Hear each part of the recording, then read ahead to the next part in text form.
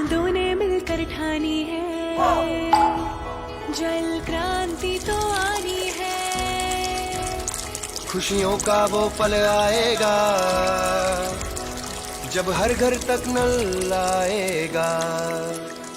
जल नहीं ये स्वाभिमान है, नए जीवन का प्रमाण है, सुखी रगों में जान है। जल नहीं ये जीवन दान है, हर घर नल, हर घर जल, हर घर नल, हर घर जल।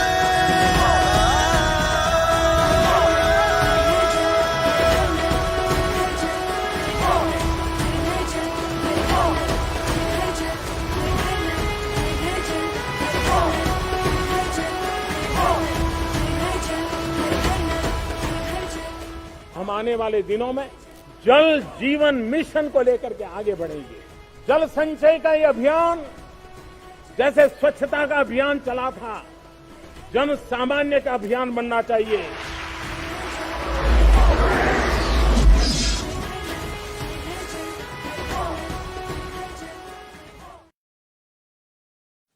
नमस्कार आप सभी को।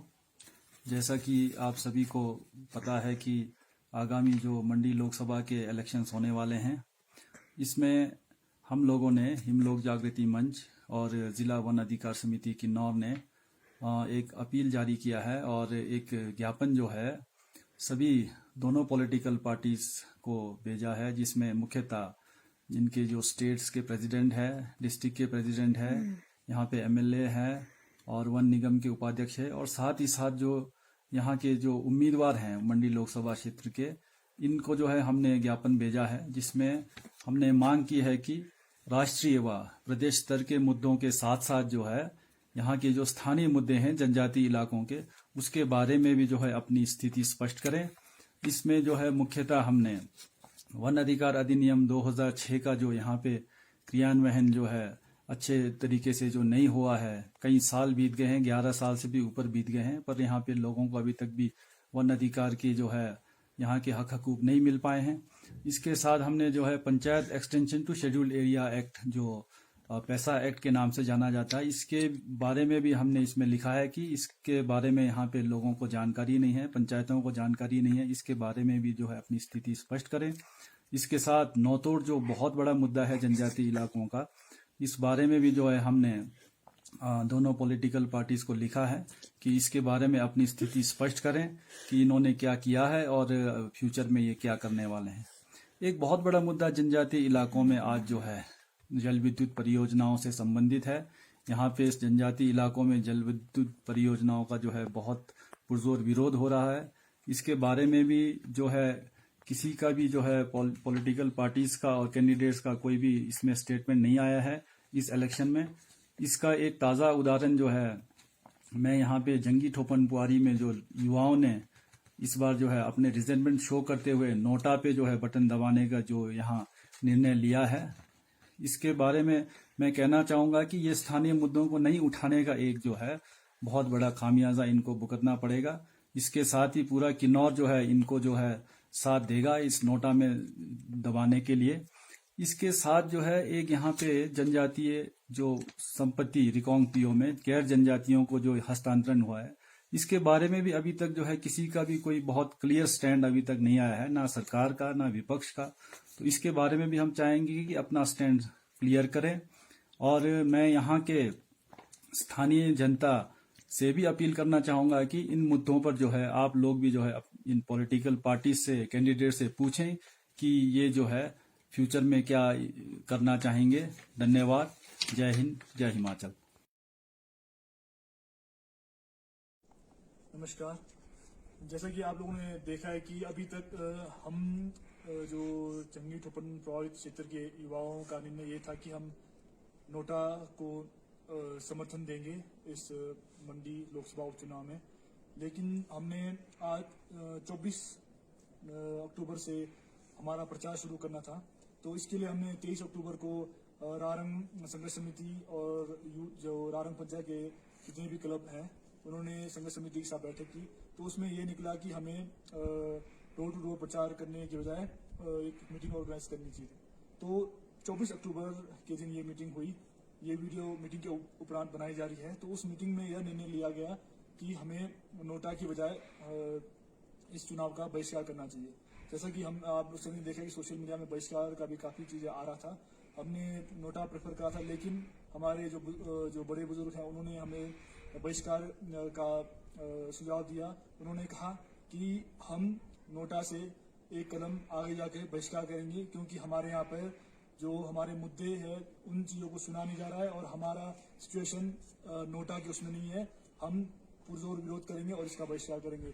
बाकी साथियों से मेरा निवेदन है कि अगर आप किसी भी रूप में इस इलेक्शन में जो किन्नौर के ज्वलनशील मुद्दों में, जैसे हमारे रारंग पंचायत के रारंग क्लब के भाई यौवन ने कहा कि जो ज्वलनशील मुद्दे हैं हाइड्रो प्रोजेक्ट्स, दूसरे हमारे पैसा और FRA के, उस पर भी आप लोग इस चुनाव में जैसा आप अपना विरोध जाहिर करना चाहते हैं उस तरह से आप कर सकते हैं, चाहे वो नोटा के रूप में हो, चाहे वो बहिष्कार के रूप में हो, चाहे अपना डिबेट के तौर से या अपने प्रतिनिधियों को सवाल पूछकर।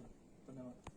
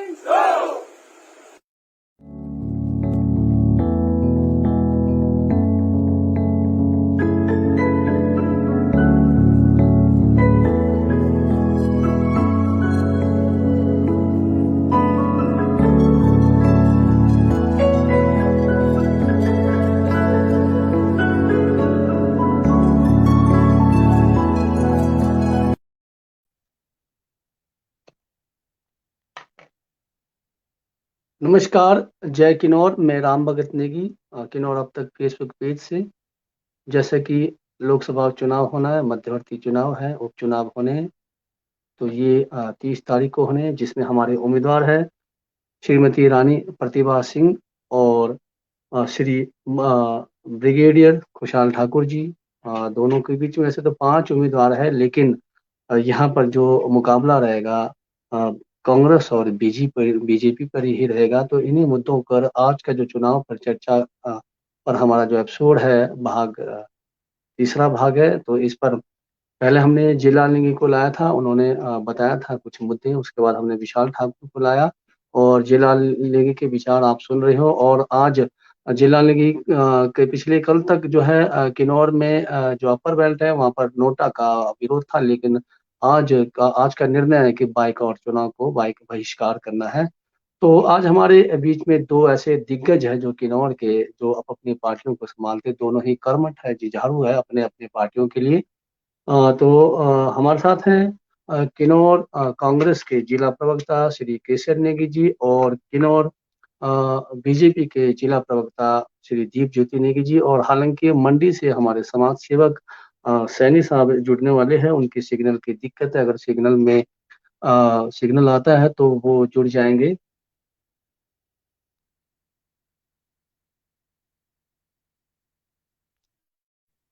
तो मैं जितने भी किन्नौर अब तक के पेज से जुड़े हुए दर्शकों, कृपया सभी एक बार जो है इस पेज को ज्यादा से ज्यादा शेयर करें और कांग्रेस और बीजेपी को ना देखते हुए आप किन्नौर के हितों को यहाँ पर कमेंट में प्रतिक्रिया करें। जो भी आप कमेंट बॉक्स में लगाते हैं उसमें शालीनता लाएं और उसमें किसी भी शीर्ष नेताओं को जो है उपनाम ना दें। आप जो है सीधा नाम लेकर उनको कमेंट बॉक्स में डाल सकते हैं। तो मैं यहाँ पर हमारे मंच में जो आज के अतिथि पहुंचे आदरणीय केसर नेगी जी और दीप ज्योति जी को मंच में बुलाता हूं और उनसे जानेंगे आखिर कांग्रेस को वोट जो है सांसद का वोट क्यों चाहिए, और आदरणीय दीप ज्योति से जानेंगे कि बीजेपी को जो है वोट क्यों चाहिए। तो तकनीकी थोड़ी सी, तो यहाँ पर आप लोगों की प्रतिक्रिया भी चाहिए क्योंकि पूरा किन्नौर आज के एपिसोड के लिए इंतजार कर रहा है। हमारे बीच में पिछले कल जो भी किन्नौर के बातें किन्नौर में बातें हो रही है, अगर वोट देना है तो क्यों देना है, किन मुद्दों पर देना, इन्हीं मुद्दों पर हम बात करेंगे। जैसे कि कहा कि नौतोड़, पहला नौतोड़ पर इनका पूरे किन्नौर का वो है, नौतोड़ है, वन अधिकार है और पैसा एक्ट जो पंचायत का जो एक पैसा एक्ट होता है उस पर किसी भी प्रकार पंचायत को जो है ट्रेनिंग दी नहीं जाती है। उस पर भी जल विद्युत परियोजनाओं का मुख्य इसमें विशेष रहेगा। जल विद्युत परियोजनाओं का दोनों पार्टियों का क्या स्टैंड है, क्या आने वाला जल विद्युत क्या चलेगा, क्योंकि अब किन्नौर गुमराह नहीं होगा। यस और नो जो है, मैं खासकर जो सत्ता दल के जो नेता है उनसे निवेदन करता हूं कि आपने जो है फौजी जवान सैनिक को उठाया, तो क्योंकि फौजी में एक नियम होता है कि यस तो यस, नो तो नो, तो इस प्रकार का आप गुमराह ना करें। अगर यस तो यस कहें, नो तो नो, कि क्या जो अभी जंगी ठोपन जो प्रोजेक्ट चल रहा है वो चलेगा, क्योंकि काफी लोगों की निगाहें उस पर है, काफी लोगों ने संघर्ष किया, युवा पीढ़ी जो है रात दिन मेहनत कर रही है और इसीलिए ये चुनाव का बहिष्कार भी किया जा रहा है। तो जल विद्युत परियोजना और गैर जनजातीय को जो जमीन किन्नौर से दी गई है, पूरे मुख्यालय में सभी नेता बैठे रहते हैं, चाहे कांग्रेस हो, बीजेपी हो, यहाँ तक कि निर्दलीय, हालांकि जो 5 साल पंचायत में उठते वो भी बैठे रहते हैं, लेकिन कोई आवाज नहीं उठाता है। तो आज हम यहाँ पर ये भी जानना चाहते हैं, और 1% रॉयल्टी 1% रॉयल्टी दोनों पार्टियों से जानना चाहेंगे कि ये 1% रॉयल्टी किन्नौर के लिए कब तक हमें मुहैया करेंगे। क्या पहले हमें वोट देना पड़ेगा इन सब के लिए, या फिर वोट से पहले 1% रॉयल्टी का जो है हमारे को दिया जाएगा। और किसान जो रोडों पर उतरे हैं, किसान बिल के बारे में भी थोड़ी सी चर्चा करेंगे समय रहा तो। और किसानों पर भी काफी जो है अभी बर्फ आने से काफी नुकसान हुआ है, तो बहुत लोगों का जो है सेब जो है बर्फ से नुकसान होते हैं। ऐसे में किसानों के लिए कोई मुआवजा आदि का ये है। और महंगाई, विशेष तौर पर आज आपने सुना होगा 1 रुपए का माचिस भी 2 रुपए तक पहुंच गया है। तो महंगाई और बेरोजगारी, इन चीजों पर समय को देखते 1 घंटा समय है आप लोगों के पास भी, तो क्या किस पार्टी को वोट देना है, क्या किन्नौर को बहिष्कार करना चाहिए, दोनों पार्टी से हम जानेंगे। तो तब तक यहाँ प्रतिक्रिया फिलहाल अभी नहीं आई। दीप ज्योति जी को जय श्री राम, आपको भी जय श्री राम। जितने भी यहाँ पर जुड़े, मैं सबसे निवेदन करता हूँ कृपया पेज को ज्यादा से ज्यादा शेयर करें ताकि लोग जुड़ सके। तो मैं मंच पे बुलाता हूँ।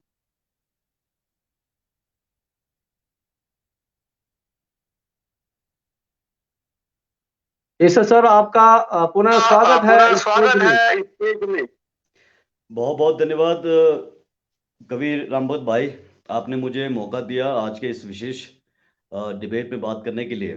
आपका बहुत बहुत धन्यवाद। जी धन्यवाद। माइक का ध्यान रखना थोड़ा जी।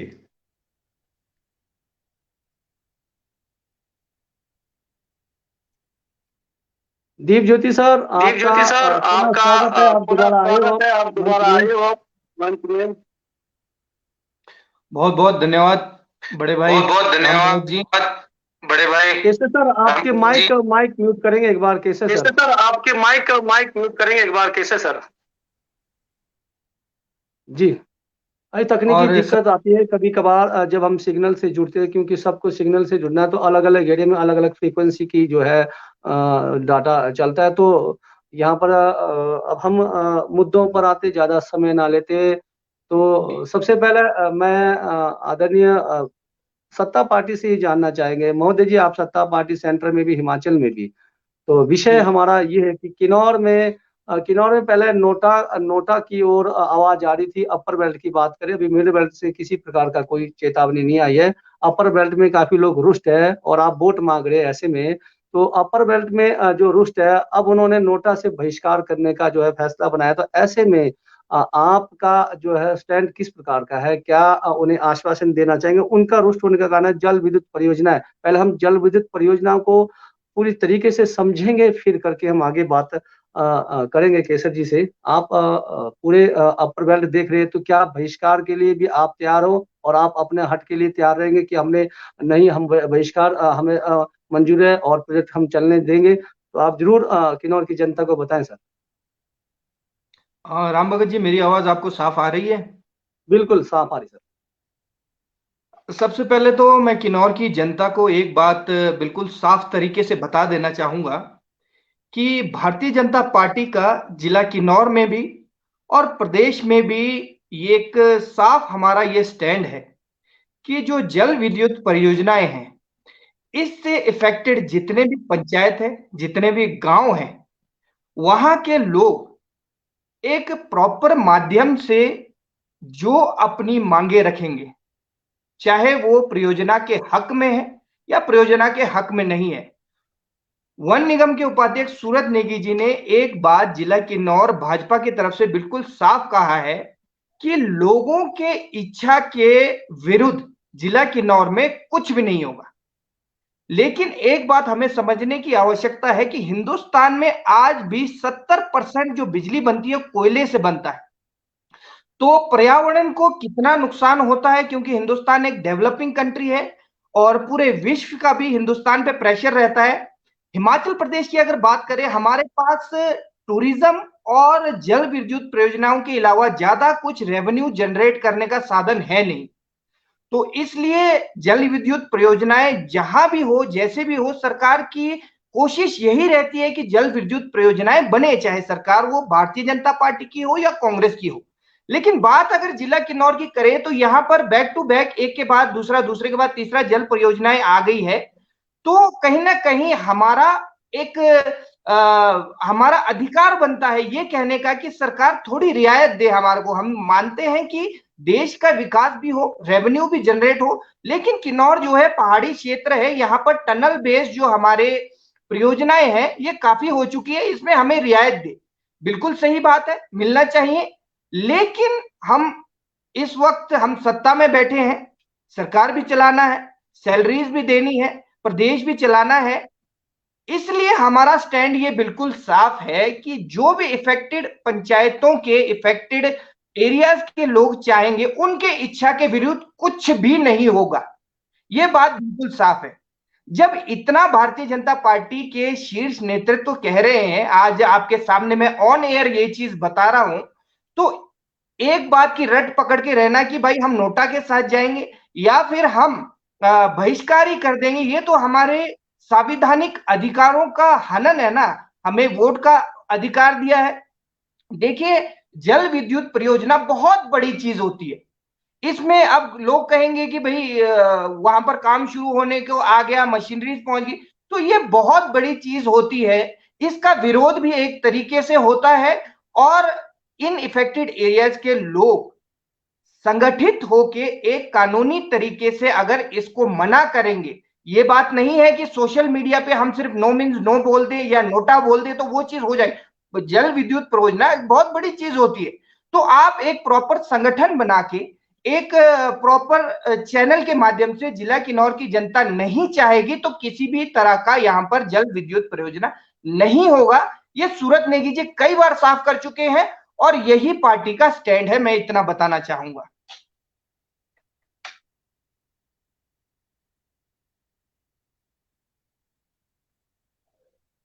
महोदय जी, आपके कथन पर हम मानते हैं कि आदरणीय सूरज नेगी जी ने कहा है कि लोगों के अनुसार अगर लोग कहेंगे, किन्नौर कहती है, तो हम जल विद्युत परियोजना का बहिष्कार करते हैं, तो हम जो है उसे पूर्ण विरोध लगाएंगे। लेकिन सर, वहां पर जो अंदरूनी काम चला है, वहां पर अभी भी काम चला हुआ है, विरोध हो रहा है, रैलियां तो लोगों ने किया। अब आपको पता है, बहुत सारे जो है 9 मीन्स 9 का जो है पीओ में बहुत बड़ा जो है रैली था। लेकिन वहां आपकी जो जो एनजेपीसी कंपनी का काम चल रहा है, ऑफिशियली काम चल रहा है। हम कैसे मानेंगे कि आपके कहने से कि पन विद्युत परियोजना बंद होगी?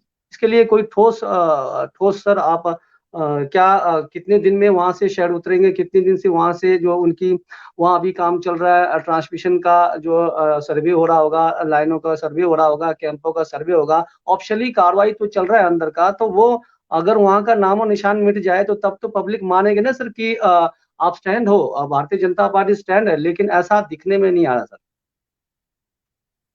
जी, मैं वही आपको बता रहा हूं, एक जल विद्युत परियोजना जो है बहुत बड़ी चीज होती है। जब तक इसमें पूर्णतः से इसे रोका नहीं जाता, इस पे कानूनी तौर से इसे रोका नहीं जाता, तब तक ये जो इस पे काम है या जो इसका इंटरनली जो एक प्रोसेस से ये चलता रहता है, ये यही है जो लोगों को दिखने में आ रहा है। लेकिन जो भारतीय जनता पार्टी ने बिल्कुल साफ तरीके से कहा है कि अगर लोग नहीं चाहेंगे तो जो ये काम आपको दिख रहा है या जो आप बता रहे हैं कि भाई जो काम चल रहा है ये काम आगे नहीं बढ़ेगा, जनता नहीं चाहेगी तो ये परियोजना नहीं आगे चलेगा, ये बात मैं आपको साफ करना चाहूंगा। अब ये है कि जल परियोजना जो है एक बहुत बड़ी चीज है और मुख्यमंत्री जी के लेवल से, सेंटर के लेवल से इसको पूरी तरह से देखिए, जो ये विरोध हुआ ये अभी अभी हुआ है, कुछ समय पहले से हुआ, जिसे कहेंगे कि एक तेजी मिली है, एक रफ्तार तेजी मिली है। और ऐसा नहीं है कि इस पे सरकार विचार नहीं कर रही है, सूरज जी के कहने पे मुख्यमंत्री जी खुद इस पे विचार कर रहे हैं। और इसका मैं बताता हूं कि जिला किन्नौर के लिए तो वैसे भी मुख्यमंत्री जी के दिल में एक खास जगह है, और यहाँ पर पीछे जो कुछ हादसे हुए उनके मद्देनजर जिला किन्नौर के लोगों को किसी भी तरह की, खासकर अपर के लोगों को किसी भी तरह की चिंता करने की जरूरत नहीं है। अब पहले भी हमने कई परियोजनाओं में देखा कि मशीनरीज आ गई थी, काम शुरू हो गया था, लेकिन जब जनता ने उसका विरोध किया, जनता ने नहीं चाहा, जो हमारा पू में भी जो एक संघर्ष समिति बनी थी वो काम रुक गया है। तो वही चीज यहाँ भी होने वाली है। सरकार जो है जनता को एक बार देखती है कि जनता दीप ज्योति सर, क्या हम ये मानेंगे कि चुनाव होने के बाद ये वहां से पूरी जो है पलटन को उठाया जाएगा, या फिर जो अभी चुनाव से पहले उठाया जाएगा ये चीजें? बिल्कुल, देखिए ये बात जब सेंटर, देखिए जल विद्युत परियोजनाएं जो भी होती है ये सेंटर से होती है, और इस प्रक्रिया को यहां से हमारी आवाज वहां तक ले जाने का सूरज जी पूरा काम कर रहे हैं। और आप निश्चित रूप से ये मानिए कि सिर्फ हमारे पास लोकसभा का उपचुनाव नहीं है, हमारे पास विधानसभा का चुनाव है। विधानसभा का चुनाव है तो आप ये मत सोचिए कि ये सिर्फ हम चुनावी दौर के लिए बोल रहे हैं, अभी ये तो उपचुनाव है जो कि हमारा मानना है कि हम जरूर जीतेंगे, लेकिन विधानसभा का चुनाव भी है हमारे पास। तो इस तरह के कोई हम चुनावी स्टंटबाजी नहीं की जाएगी, ये आश्वासन जिला किन्नौर की जनता को दिया जाता है। केसर सर, आप दीप ज्योति की बातों से सहमत हो? उनका कहना है कि इनका कहना है कि माइक एक बार सर। केसर सर, आपने बात सुना हो तो आप प्रतिक्रिया करें आप। जी हाँ राम भगत भाई, मैंने थोड़ा सा, मुझे लगता है कि आज नेटवर्क की थोड़ी दिक्कत है और बीच बीच में वॉइस ब्रेक कर रहा था, तो मैं उनको कुछ बातें शायद स्किप कर गई हैं। मोटा मोटा जो मैं समझ पाया हूँ, जहां तक हाइड्रो प्रोजेक्ट्स की, जो जल विद्युत परियोजनाओं की बात है, ये भी सही है कि जल विद्युत परियोजनाएं आज की नहीं है, ये दशकों पहले हमारे किन्नौर में आ चुकी थी, और समय समय पर इस परियोजनाओं के जो कुप्रभाव है उस पर किन्नौर के अंदर चिंतन होता रहा है, मंथन होता रहा है, कई बार संघर्ष भी हुआ है। और थोड़ा सा यहाँ पे मैं ये समझ, जो हम काफी समय से, चाहे वो मीडिया है फिर या फिर सोशल मीडिया के माध्यम से हम भी सवाल कर रहे हैं, जो हमारे भाजपा के साथी कह रहे हैं कि इनके नेता द्वारा सुरंग जो वाली जो परियोजना है, जल विद्युत परियोजना है, उसके लिए इन्होंने मना करा है, उसके विरोध में ये कह रहे हैं। राम भगत भाई, यहाँ पे ये समझना है हमें कि केंद्र के अंदर आज भारतीय जनता पार्टी की सरकार है, प्रदेश के अंदर भी भारतीय जनता पार्टी की सरकार है।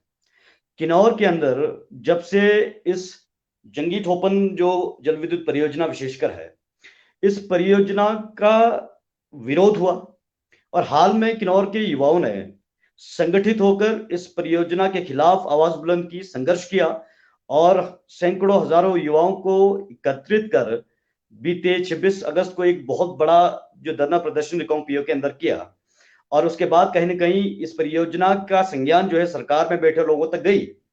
लेकिन यहां हम बार बार पूछते रहे और इस मंच के माध्यम से भी पूछना चाहूंगा कि केवल ये कह देना कि हम किन्नौर वासियों के मर्जी के बिना कुछ नहीं होगा और हम नहीं होने देंगे, क्या ये काफी है?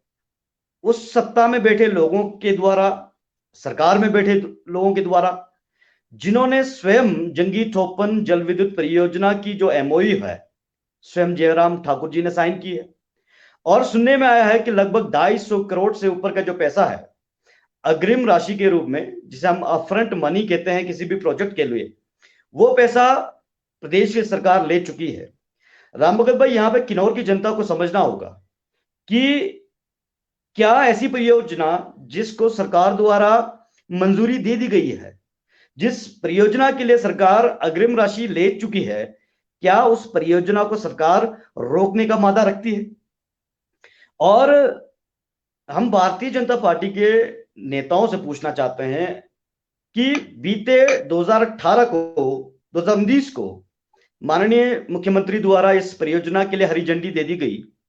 आज 2021 है, क्यों किन्नौर भाजपा के लोगों ने जब इस परियोजना का विरोध हो रहा था उसका संज्ञान माननीय मुख्यमंत्री को नहीं दिया?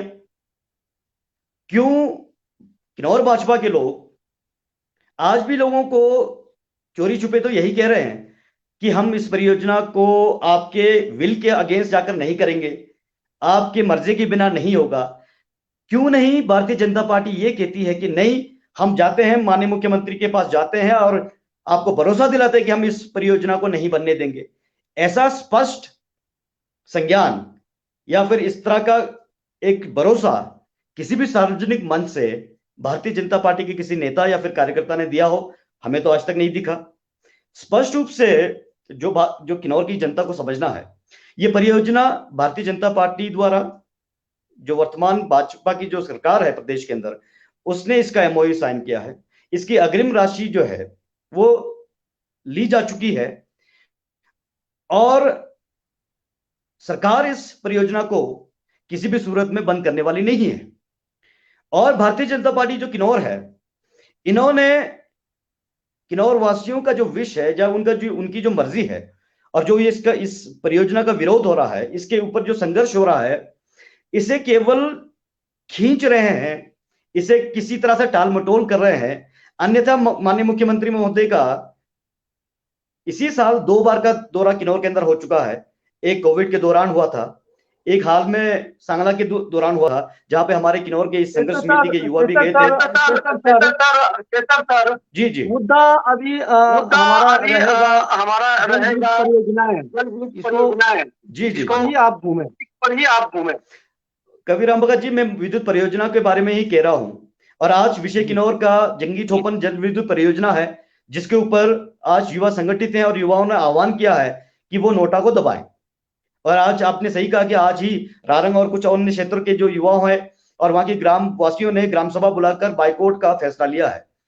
मैं वही कह रहा हूं कि भारतीय जनता पार्टी जो आज सत्ता में है और किन्नौर भाजपा के लोग चाहते तो इसका संज्ञान माननीय मुख्यमंत्री को दे सकते थे, किन्नौर में हो रहे इस संघर्ष के बारे में बता सकते थे और स्पष्ट रूप से किसी भी सार्वजनिक मंच से इस परियोजना के बारे में भारतीय जनता पार्टी का क्या स्टैंड है, भारतीय जनता पार्टी किन्नौर इस बारे में क्या सोचती है, क्या है भारतीय जनता पार्टी किन्नौर वासियों के साथ है, किन्नौर के युवाओं के साथ है? क्या किसी भी सार्वजनिक मंच से भारतीय जनता पार्टी ने ये आश्वासन किन्नौर वासियों को दिया है? मैं नहीं समझता, नहीं दिया है। और ना ही आने वाले भविष्य में हम देख रहे हैं कि ये परियोजना रोकने में भारतीय जनता पार्टी किन्नौर की कोई भूमिका रहेगी। जी, एक सेकेंड, माइक को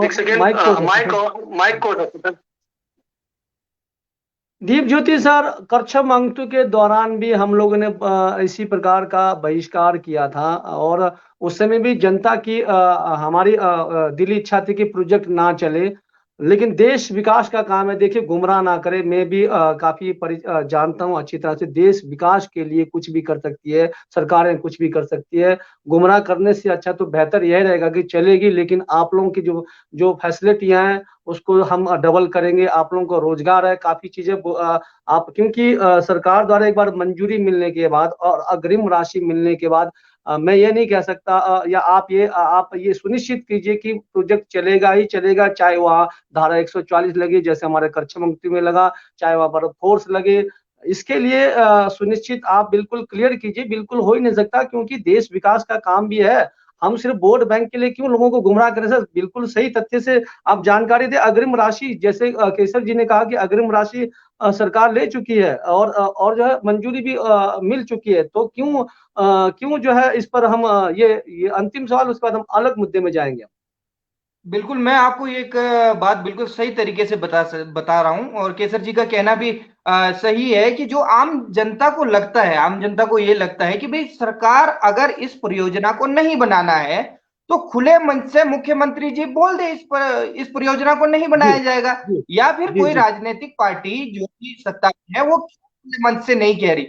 देखिए, जी अभी ये परियोजना जो है शुरुआती दौर में हिंदुस्तान जी में कई ऐसी परियोजनाएं देखा गया कि जिसमें पहले लोगों ने बहुत बुरी तरीके से विरोध किया, और बाद में उस परियोजनाओं की बारीकियों को समझने के बाद लोगों ने उस परियोजना को स्वीकार किया, उसमें अपनी कई मांगे रखी, कई बातें रखी।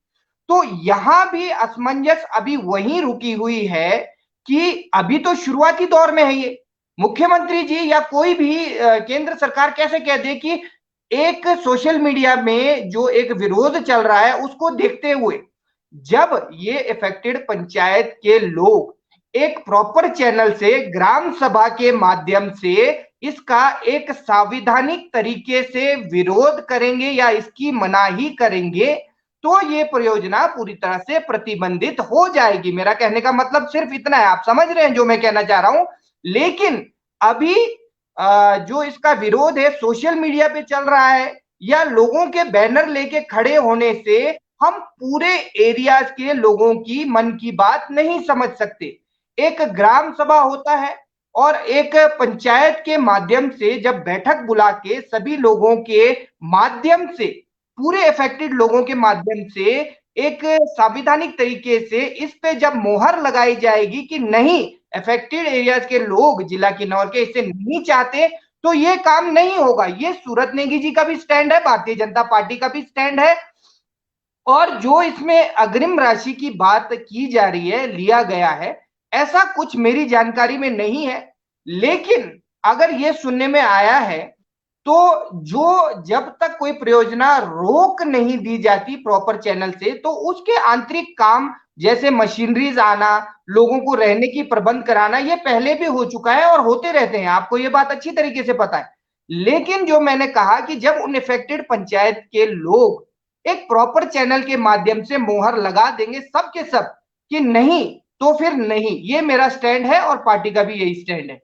एक सवाल आया हुआ है यहाँ पर, एक सवाल सर।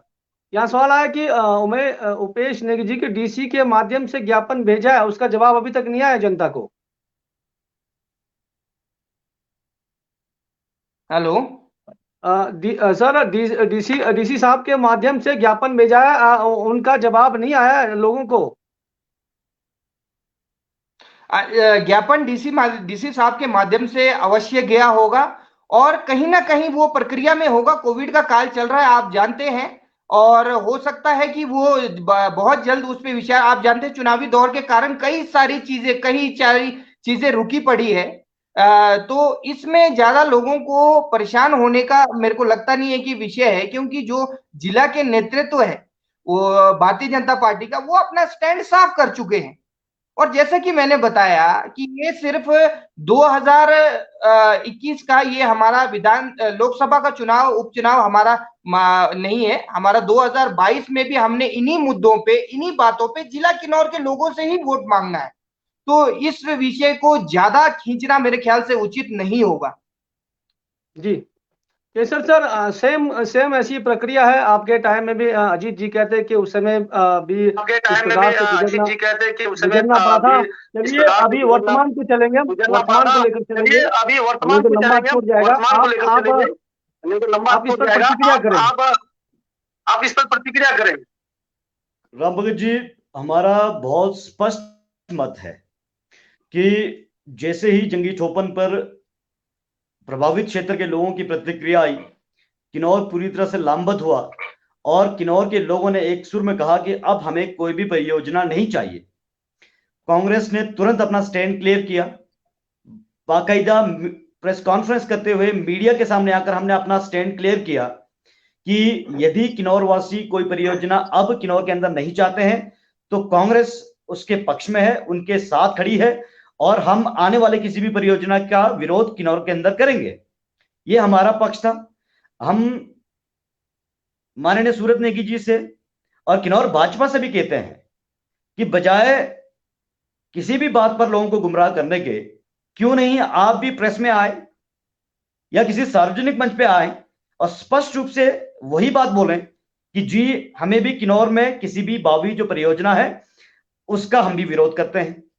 क्या किन्नौर भाजपा व सूरत नेगी जी आज क्या कह सकते हैं कि जिस परियोजना को उनकी सरकार द्वारा एमओयू साइन की गई हो उसके लिए खड़े होकर सार्वजनिक मंच से उसका विरोध कर पाएंगे?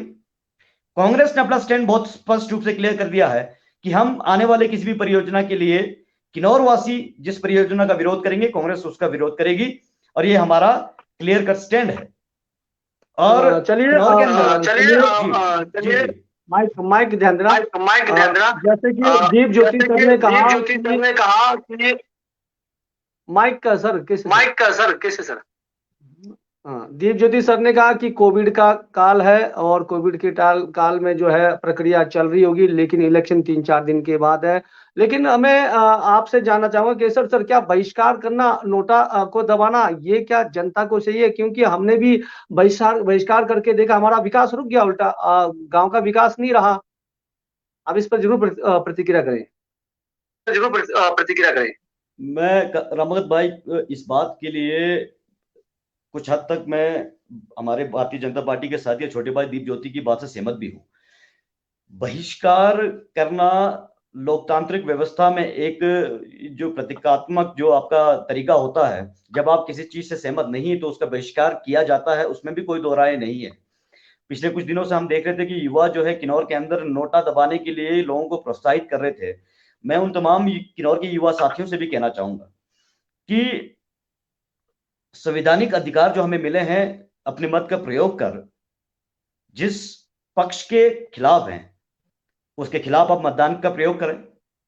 आपकी बात को दरकिनार जो पक्ष कर रहा है उसके खिलाफ आप जाएं, या फिर जो आपकी बात से सहमत है या जो आपके पक्ष में खड़ा है उसके साथ आप अपनी सहमति जताएं।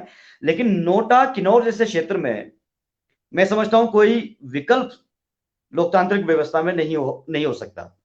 ये अलग बात है कि इससे आप अपने आप को संतुष्ट कर सकते हैं, लेकिन नोटा आप जितना प्रमोट करेंगे, जितना प्रोत्साहित करेंगे, उतना इन जितने भी जो मुद्दे, जिन मुद्दों को लेकर आप संघर्ष कर रहे हैं, चाहे वो नोतोड़ का विषय हो, चाहे वो टीडी का विषय हो, एफसीए का विषय हो, एफआरए का विषय हो, या फिर जो जंगी ठोपन पर जो जल विद्युत परियोजना है, इन सारे मुद्दों की जो जननी है, आप देखेंगे कभी राम भगत जी, तो इन सारे मुद्दों पे हमारे जो असंतोष है वो भारतीय जनता पार्टी की वजह से है। आप जानते हैं कि नोतोड़ 2016-17 के अंदर लोगों को मिल रहे थे, अचानक 18 में सत्ता आते ही वो बंद हो गया। वही हाल टीडी का रहा। एफसीए एफआरए की बात आप जानते हैं, इस पे आज तक पिछले 4 सालों से भारतीय जनता पार्टी गुमराह करती रही। अब किन्नौर के अंदर लोगों का असंतोष किस पे है? किन्नौर की जो ज्वलंत मुद्दे किन बातों को लेकर है? एफसीए को लेकर है, एफआरए को लेकर है, नोतोड़ को लेकर है, और जो सबसे बड़ी जो आज के दौर में किन्नौर की जो जनजाति है, किन्नौरा जनजाति की सबसे बड़ी जो दिक्कत आज के डेट में है, सबसे बड़ी जो विडंबना आज देखिए कि जिस किन्नौरा जनजाति की भूमि को संरक्षित करने के लिए एक कानून लाया गया था और गैर किन्नौरा या फिर गैर जनजाति को वो जमीन नहीं बेची जानी चाहिए, उसका स्थानांतरण नहीं होगा। आप जानते हैं कि बीते वर्षों में किन्नौर के अंदर एक जो किन्नौरा जो हमारा भाई था उनकी भूमि को गैर जनजातियों में हस्तांतरित इस सरकार द्वारा किया गया।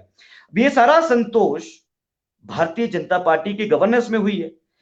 बजाय कि आप नोटा दबाएं, मैं उन युवाओं से भी निवेदन करूंगा कि जी नोटा दबाने से आपके इन जी मुद्दों पे जो नकारात्मक रवैया इस सरकार की रही है उसको ही बल मिलेगा, वो छुप जाएगा और आपके मुद्दों पे कोई संज्ञान नहीं होगा। बजाय उसके इन मुद्दों पर आप मुखर होकर आगे आइए, सरकार से सवाल करें कि दो जो 16-17 में हमारे पास नोटोड हमें मिल रहे थे, 18 में अचानक क्यों बंद हो गया?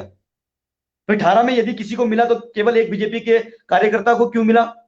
यदि उसे मिल सकता था तो बाकी किन्नौरों को क्यों नहीं मिला नोटोड? टीडी का क्या हुआ? एफआरए एफसीए पे ये जो सुप्रीम कोर्ट का हवाला देकर किन्नौर वासियों को 4 सालों से गुमराह किया जा रहा है, उसकी स्थिति क्यों भाजपा स्पष्ट नहीं करती है? आपका संघर्ष सत्ता से है। दुर्भाग्य से हमारे युवा साथी सत्ता से सवाल करने से शायद कतरा रहे हैं, ऐसा मेरा मानना है। सत्ता के साथ संघर्ष के लिए वो, मुझे लगता है कि वो मादा नहीं दिखा पा रहे हैं, इसलिए उन्होंने एक सेफ रास्ता निकाल दिया कि नोटा दबा लो। मेरा मानना है नोटा कोई विकल्प नहीं है। आप में आक्रोश है तो जो आपके मुद्दों को दरकिनार कर रहा है उसके साथ लड़ाई करें, संघर्ष करें और उसके खिलाफ मतदान करें और बढ़ चढ़ कर मतदान करें, ताकि समझ आए कि हमने किन्नौर वासियों के, किन्नौर के मुद्दों की, किन्नौर के हकों की जो हमने अनदेखी की है, उस अनदेखी के खिलाफ किन्नौरों का ये मैंडेट आया है ताकि सरकार झुके। अभी 1 साल का समय सरकार के पास और है। इस 1 साल में सरकार आपकी बातों का संज्ञान ले सकती है, आपके हकों की बात कर सकती है, हमारे मुद्दों पे माननीय मुख्यमंत्री महोदय जो है संज्ञान लेना शुरू कर सकते हैं और इस तरह हमारा संघर्ष जो है अपने मुकाम तक पहुंचेगा। मैं समझता हूं कि ये नोटा का जो विषय है या फिर बहिष्कार का विषय है, मैं नहीं समझता कि इससे जो हमारे किन्नौर के जो ज्वलंत मुद्दे हैं, चाहे वो नोटोड का है, टीडी का है, एफआरए का, एफसीए का है और जो खास करके जो भूमि हस्तांतरण का सारे मुद्दे हमारे पास है। सारे मुद्दे हमारे पास है। माइक ऑफ जी। करें, हम यहाँ कमेंट भी पढ़ेंगे। दोनों के खिलाफ डीसी नेगी जी कह रहे कि दोनों के खिलाफ यूथ सारे नेता हमारी मतलब कह रहे कि दोनों सरकार के खिलाफ जो है यूथ कहते कि हमारे सुनता नहीं है, सिर्फ वोट के लिए गुमराह करे जनता को। ऐसे में नोटा नहीं तो क्या दबाएं, सरकार तो कोई सुन रहे। तो मैं 2 मिनट पब्लिक से मैं बताना चाहता हूं कि जल विद्युत परियोजनाओं के हम साक्ष्य रह चुके हैं। हम करछम अंक के दौरान में कोशिश यही रहेगी कि अभी तक तो कोई स्टैंड लेने वाला नहीं है कांग्रेस ना बीजेपी, क्योंकि इलेक्शन नजदीक है। अभी जो हमारे 2022 में चुनाव होने या 2024 में चुनाव होने, इसमें इस समय तक देर लगी, लेकिन उस समय तक कंपनी का बहुत सारा काम भी हुआ होगा। ऐसे में कहीं ना कहीं वोट बैंक के लिए हमारे गुमराह कर रहे हैं। तो मैं जनता से निवेदन करता हूं कि अब नोटा को ना देखते हुए, बहिष्कार को ना देखते किसी एक दल के लिए, चाहे आप बीजेपी हो, चाहे कांग्रेस हो, चाहे निर्दलीय हो, किसी एक दल के लिए दीजिए, ताकि जो है हमारा वोट ऐसी जगह जा सके और हम बता सके कि किस प्रकार से बहिष्कार किया जाता है। तो चलिए जानते हैं जल विद्युत परियोजनाओं को, मुद्दा को यहाँ बहुत लंबा ले जाना फायदा नहीं रहेगा, क्योंकि दोनों ही, जैसे सुंदर जी ने कहा कि दोनों ही प्रतिनिधि जो बैठे हैं वो भली भांति जानती है कि किन्नौर का हाल कैसा है, किन्नौर किस दौर से गुजर रहा है। फिर भी जो है अब अपने संगठन के लिए दोनों ने अपने जो है मत रखना है और किन्नौर के मत से बाहर नहीं जाएंगे, अपने संगठन के मत से ही बाहर जाएंगे, क्योंकि सबका अपना जैसे मैं किन्नौर के पेज चला रहा हूँ, तो मैं पेज के माध्यम से यही कहूंगा कि आप लोग 30 तारीख को कोशिश कीजिए कि ज्यादा से ज्यादा वोट लगाएं और वोट एक तरफा ऐसे लगाएं कि आने वाले राजनीति के लोगों को सबक लगे, क्योंकि हम बहिष्कार के खिलाफ है। बहिष्कार हमने भी किया है, विकास रुक जाता है। चलिए, ये तो लोकसभा का है, इसमें ज्यादा 1.5 साल है, तो इसमें ज्यादा प्रभाव भी नहीं पड़ेगा। दीप ज्योति सर, जैसे एफआरए एफसी के बारे में यहाँ बात हुआ और अब मैं कांग्रेस से भी कहूंगा, कांग्रेस सारे मुख्यालय पीओ में बैठे रहते हैं, चाहे पक्ष हो विपक्ष हो या फिर युवा पीढ़ी के जितना नेता उभर रहे हैं, सभी से सब पीओ में रहते हैं। ऐसे में गैर जनजातियों को वहां से जो है जो जमीन चले गई, सब रुकी रहे, सिर्फ इलेक्शन के दौरान सब मुंह खोल रहे, ऐसा क्यों? दीप ज्योति सर,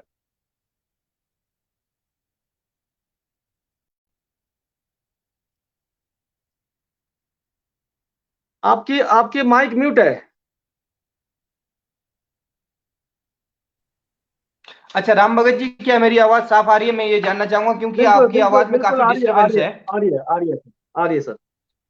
अच्छा, केसर जी ने अभी एक बात कहा कि भाई जनजातीय क्षेत्र में गैर जनजातीय लोगों को जमीन हस्तांतरित करवाया गया बीजेपी के शासनकाल में, तो उन्होंने सारा आरोप जो है बीजेपी के ऊपर मढ़ दिया।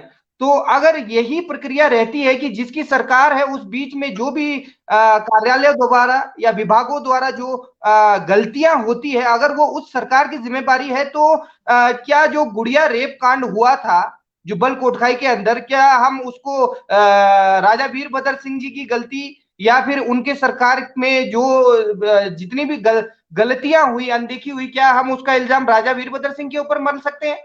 देखिए, ये बात मैं पहले भी एक एपिसोड में पूरी तरीके से साफ कर चुका हूं कि गैर जनजातीय लोगों को जनजातीय क्षेत्र की जमीन हस्तांतरित करना पूरी तरह से गलत है, ये नहीं होना चाहिए और हमारा संविधान भी ये कहता है। लेकिन हमारे विभागों के अंदर हमारे अधिकारियों के कम जानकारी की वजह से कहिए कि लोगों ने अपनी जमीन जो है स्टेट बैंक ऑफ इंडिया को ऑफर की, स्टेट बैंक ने पैसों के एवज में उस जमीन को मॉर्गेज भी करा दिया। मॉर्गेज ये बीजेपी के शासन काल में नहीं हुआ, ये मॉर्गेज सेटलमेंट के टाइम से अभी तक ना जाने कितने मॉर्गेजेस हो रहे हैं। तो ये कहना कि बीजेपी की सरकार ने करवाई है या उन्होंने की है, ये पूरी तरह से गलत है। ये विभागों की लापरवाही है। और ये जो जमीन किसी ने एसबीआई को ऑफर की, जब वो रिपे नहीं हो पाया तो एसबीआई ने उन जमीनों को सरफेसी एक्ट के तहत जमीन बेच दिया। ये पूरी तरह से गलत है। सूरज इस पे अपना स्टैंड साफ कर चुके हैं और संविधान ये कहता है। तो इसमें आगे जांच हो और पूरी तरह से जिला किन्नौर के लोगों को न्याय मिले, यही हमारा स्टैंड है और ये हो रहा है। दीप ज्योति सर, सरकार सत्ता में आप हो, कौन करेगा जांच? जांच कौन करेगा? दीप ज्योति सर, सत्ता में आप हो, जांच कौन करेगा? देखिए, जांच एक तो जहां तक मुझे मेरी जानकारी में है कि इन्होंने अपने जी ओके। तो वहां पे लोगों के जो कानूनी देखिए ये कहा है कि विक्टिम को देखो लड़ाई तो लड़नी पड़ेगी, लेकिन जो हमारे भारतीय जनता पार्टी के शीर्ष नेतृत्व है, जिला किन्नौर के जनजातीय क्षेत्रों के लोगों के मूलभूत अधिकारों की हनन हम किसी भी हालत में बर्दाश्त नहीं करेंगे। तो ये हमारा पार्टी का स्टैंड है और हम पहले भी कई बार ये कह चुके हैं। हाँ, जो हुआ पूरी तरह से गलत हुआ, इसमें विभागों की लापरवाही है और जो भी इसमें गलतियां हुई है वो बर्दाश्त के काबिल नहीं है। और हाँ, जो हुआ ये ऐसा नहीं होना चाहिए था, ये मेरा मानना है। जी केसर सर, सत्ता पार्टी ने कहा कि विभागों की जो है विभागों की लापरवाही है, तो विभागों पर अभी भी कोई कार्रवाई नहीं की है। तो क्या विपक्ष ने कोई कदम उठाया है? राम भगत जी, यही थोड़ा हमारा दुर्भाग्य है कि भाजपा से जब भी सवाल किया जाता तो ये कहीं से कहां पहुंच जाते हैं। छोटे भाई ने सही कहा कि सरकार को घेरना किसी भी मुद्दे पे, यदि वो लापरवाही विभागों की है, वो सही नहीं है।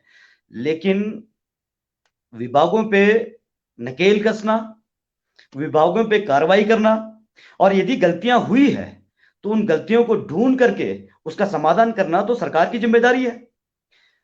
आप गुड़िया प्रकरण की बात कर रहे थे, मैं समझता हूं गुड़िया प्रकरण के नाम पर ही तो आपने सत्ता हासिल की, जबकि माननीय पूर्व मुख्यमंत्री स्वर्गीय राजा साहब ने तो खुद जो सीबीआई की इंक्वायरी करी थी, और गुड़िया प्रकरण में क्या निकल के आया, एक चिरानी आज गुड़िया प्रकरण का पूरा मास्टरमाइंड बना है, वो आप पूरा हिमाचल जानता है। मैं उस विषय में नहीं जाना चाहता।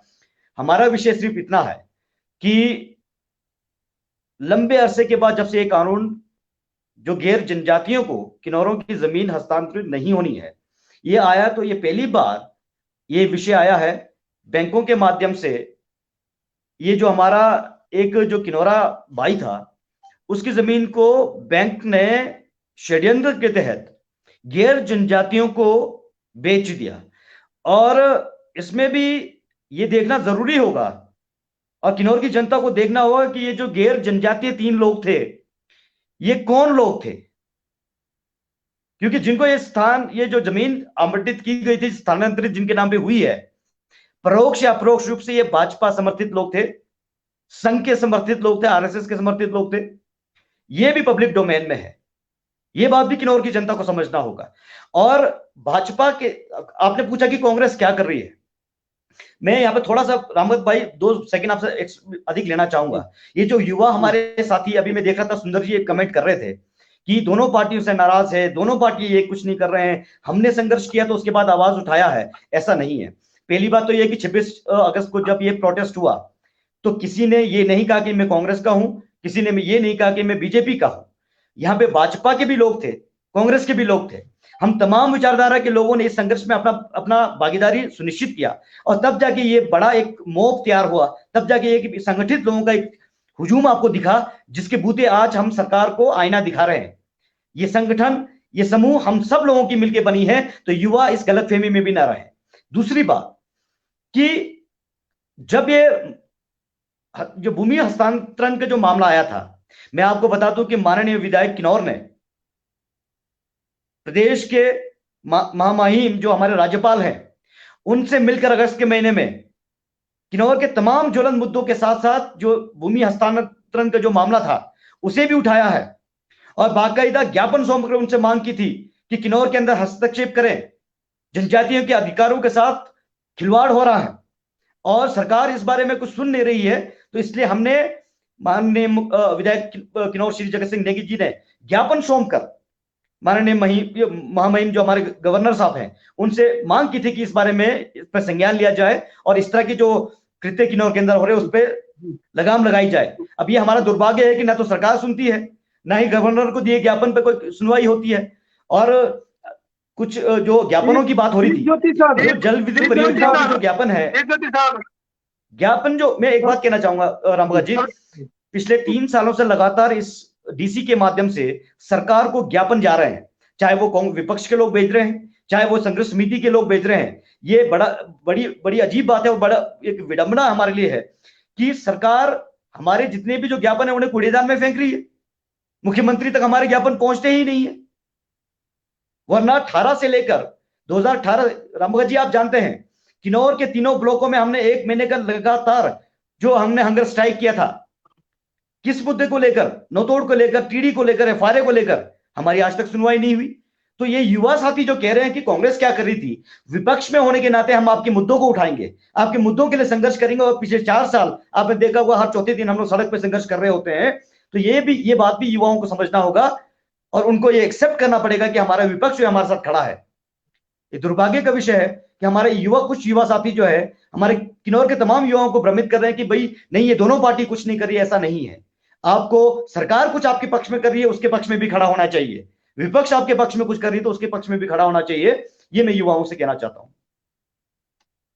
दीपज्योति सर जी, दीपज्योति सर, आपके पास अभी 1 साल है, तो ये जो गैर जनजातीय को जो जमीन दिया गया है, तो इस पर 1 साल के अंदर आप जो कानूनी कार्रवाई करेंगे, आप अपनी ओर से कोई आश्वासन तो दीजिए, क्योंकि किन्नौर देख रहा है। क्योंकि आप अभी चलिए, आपके पास इलेक्शन के टाइम समय नहीं है दोनों बातों पर, चाहे वो प्रोजेक्ट को लेंगे चाहे या फिर गैर जनजातियों को, लेकिन क्या आने वाले इलेक्शन तक ये चीजें हल हो जाएगी हमारी?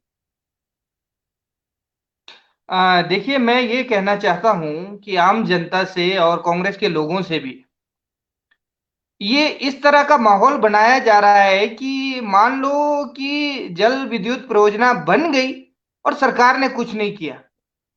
किन्नौर के लोगों को, गैर जनजातीय लोगों को जमीन जो अभी हुई है, ये तो अभी जो हुई है, सरकार ने, भारतीय जनता पार्टी ने इस पे कहा है कि भाई बिल्कुल जो भी निष्पक्ष जांच, जो भी इस पे कानूनी कार्रवाई चलेगी उसका रिजल्ट आने दीजिए, निष्पक्ष उस पे जांच होगी। क्योंकि ये जो कानूनी चीजें हैं, ये कानून के दायरे में दोनों पक्षों की बात सुनी जाती है। ये बहुत अच्छी तरीके से केसर जी भी बुद्धिजीवी है, जानते हैं। उसके बाद ही हम किसी निष्कर्ष पे निकलते हैं। तो ऐसा माहौल मत बनाइए कि निष्कर्ष निकल चुका है और भारतीय जनता पार्टी ने कुछ भी नहीं किया, सूरज नेगी जी और भारतीय जनता पार्टी जी हाथ पे हाथ धर के बैठे रहे। ऐसा माहौल मत बनाइए। अभी ये जो केस है कोर्ट में है और देखिए रही तो इसमें निष्पक्ष जांच होगी। किसी भी राजनीतिक पार्टी से संबंध रखने से पहले आप, हम, केसर नेगी जी, हम सब किन्नौरे हैं, ट्राइबल्स है, और ट्राइबल एरिया का संरक्षण, ट्राइबल एरियाज के लोगों के अधिकार का संरक्षण कम से कम मैं तो ये मानता हूं कि सबसे पहले है। इसलिए अगर इन दो कानून की बात जहां की है, अगर लोगों के साथ नाइंसाफी होगी तो सबसे पहले सड़क में आपको दीप ज्योति खड़ा नजर आएगा, इतना ही मैं कहूंगा। और मेरे साथ सूरत नेगी जी खड़े होंगे, इतना मैं विश्वास से कह सकता हूं, क्योंकि हम दिन रात उनके साथ रहते हैं और उनका स्टैंड हमें पता है। लेकिन जो भी विभागों द्वारा गलती हुई है, जो भी इसमें कमियां रही है, ये कानून के नजर में जाएंगे, दोनों पक्षों की बात सुनी जाएगी और इसमें एक निष्पक्ष जांच होगी। ये जमीन जी इसने खरीदा जी और ये संघ से संबंध, ये तो देखिए गुमराह करने वाली बात या आरोप प्रत्यारोप करना हो, ये एपिसोड कोई 6 घंटे का चला जाएगा। मैं चलिए सिर्फ दीप ज्योति सर, पॉइंट दो की बात बातों पर कहता मैं हूं। सहमत हूँ, दो बातों पर चलिए, मैं दो बातों पर सहमत हूँ। इलेक्शन नजदीक है और नो तोड़ को भी हम अभी मान लेते हैं कि चलो प्रक्रिया चल रही है, और आपके जल विद्युत का भी अभी समय लगेगा। आपने कहा कि इस पर टाइम लगता है, सेंटर से जो है सारी चीजों को व्यवस्था बनानी पड़ती है। दो तीन चीजों पर हम सहमति लेते हैं, लेकिन एक चीज जो काफी सालों से जो है मुद्दा बन चुका है, 1% रॉयल्टी, पूरा जो है हमारा एरिया का जो है JSW रॉयल्टी रॉयल्टी दे नहीं रहा है। इस पर तो ना आपके सरकार ना विपक्ष के सरकार, दोनों चुपचाप बैठे हुए। ये रॉयल्टी कब मिलेगी? क्या अभी हमारे को लंबा इंतजार करना पड़ेगा? क्या रॉयल्टी अगले चुनाव से पहले पहले दिला पाएंगे? क्योंकि ये तो काफी सालों से प्रक्रिया चल रही है। इस पर तो आप संज्ञान दीजिए कि ये तो हम 100% करेंगे। देखिए, मैं इस बात पे सिर्फ इतना ही कहना चाहूंगा कि जिला किन्नौर में अभी तक के हमारे 5-6 बार के विधायक हमारे जगत सिंह नेगी जी हैं और हमारे मुख्यमंत्री राजा वीरभद्र सिंह जी थे।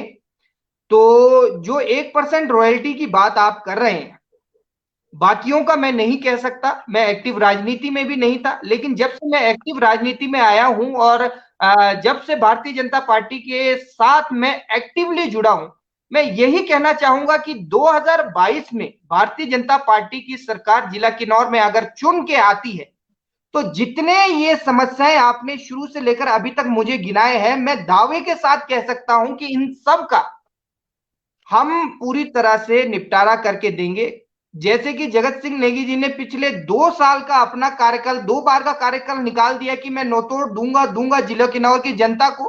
5 या 6 बार के शायद वो विधायक है, लेकिन अभी तक नोतोड़ जिला किन्नौर की जनता को नहीं मिला। और क्यों नहीं मिला, अगर इसमें विस्तृत हम चर्चा करेंगे तो एपिसोड बहुत लंबा चले जाएगा। 2006 में एक टीएसी की मीटिंग हुई थी जिसका नेतृत्व जगत सिंह नेगी जी कर रहे थे, और उस टीएसी की मीटिंग में ये रेजोल्यूशन लिख के दिया गया कि भाई जनजातीय क्षेत्र के लोगों को नोतोड़ जमीन पे बहुत सारे इस पे लिमिटेशन या कह सके कि बहुत सारे इसमें पॉइंट्स लगा दिए कि भाई गैर जनजातीय लोगों को भाई जो नोतोड़ सिर्फ उनको मिलेगा जो भूमिहीन है, जिसे लैंडलेस कहा जाता है रेवेन्यू के लेकर में। तो ऐसा तो जिला किन्नौर में बहुत कम लोग हैं। फिर ये कहा गया कि एक चंक 2016 में शायद ये कहा गया कि एक चंक एरिया ढूंढिए जहां पर पूरे गांव के लोगों को नोतोड़ मिलेगा, या फिर पानी के पास नहीं होना चाहिए, सड़क से दूर होना चाहिए। ये बहुत सारे रिस्ट्रिक्शन लगा दिए। हमारा ये कहना है कि पूर्ण बहुमत से हमारी सरकार आती है तो हम नोतोड़ को बिना किसी रिस्ट्रिक्शन के देंगे, कोई रिस्ट्रिक्शन नहीं।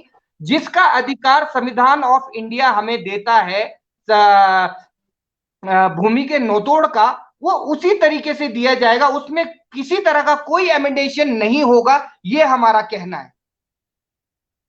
दीप ज्योति सर, 1% रॉयल्टी पर, नोतोड़ पर चलो कह दिया, 1% रॉयल्टी पर सर केसर जी आप कुछ कहना चाहेंगे? हाँ रामभगत जी, मैं रॉयल्टी से पहले एक बहुत, क्योंकि ये जरूरी विषय है और किन्नौर के संदर्भ में सबसे इंपॉर्टेंट इशू जो नोतोड़ का है, और इस पे मैं बस 2 लाइन में आपको जवाब देना चाहूंगा। जो हमारे साथी कह रहे थे कि किसी पीएससी की मीटिंग में माननीय विधायक जी थे और टीएससी की मीटिंग में, और वहां पे इन्होंने ये कंडीशंस डाले। ये दरअसल में छोटे भाई दीप ज्योति जी वही बातें कह रहे हैं जो इनके नेता सूरत नेगी जी आम तौर पर हर सभा में कहते हैं और लोगों को बताते हैं, क्योंकि छोटे भाई को शायद इसका मालूम नहीं। मैं मान लेते हैं 2 मिनट के लिए, फर्ज कर लीजिए कि वाकई में ही कांग्रेस ने कोई शर्तें डाली थी। मेरा सवाल, और कांग्रेस हमेशा जो सवाल पूछती रही है, 2016-17 के अंदर 37 लोगों को नौतोड़ किन्नौर के अंदर कैसे मिले, 500 से ज्यादा लोगों को पट्टे कैसे मिले, उसको भी रहने दीजिए, चलो मान लेते हैं उसको कांग्रेस की सरकार थी कि कांग्रेस ने जैसे तैसे दे दिया। 2018 के अंदर रारंग के एक भाजपा के कार्यकर्ता को नौतोड़ कैसे मिला? क्या भाजपा आज तक किन्नौर की जनता को यह बता पाई है? और हम भाजपा से निवेदन करते करते थक गए कि जिस भी रास्ते से आपने रारंग के इस कार्यकर्ता को नौतोड़ 2018 के अंदर दिया, किन्नौर के बाकी पात्र लोगों को भी नौतोड़ उसी रास्ते से दें। कांग्रेस पिछले 3 सालों से लगातार मांग कर रही है कि जिस भी रास्ते से रारंग के इस व्यक्ति को नौतोड़ मिला है, उसी रास्ते से किन्नौर के बाकी लोगों को, जो पात्र लोग हैं,